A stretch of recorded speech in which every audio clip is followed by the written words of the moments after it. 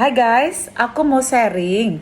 Kondisinya Niro hari ini udah membaik. Obat apa sih yang membuat Niro sembuh? Nah, obatnya adalah Breathe tetes hidung. Dosisnya guys ini 2 kali sehari. Berarti 8 tetes ya dalam sehari. Karena 4 tetes sekali tetes. 2 hidung kanan, 2 hidung kiri. Yang kedua guys, kemarin itu dikasih obat flu, Incidal OD, Cetirizine 2 HCl 10 mg. Nah nih, ini 2 kali sehari, masing-masing sekali ngasihkan setengah kapsul guys.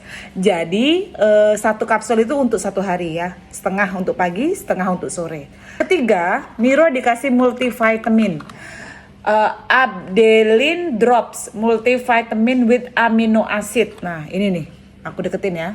Bentuknya akan kayak gini. Tuh ya, ada pipetnya 15 kali tetes, 1 kali aja sehari. Semuanya belinya di apotik. Silahkan menuju apotik masing-masing. Oke guys, bye.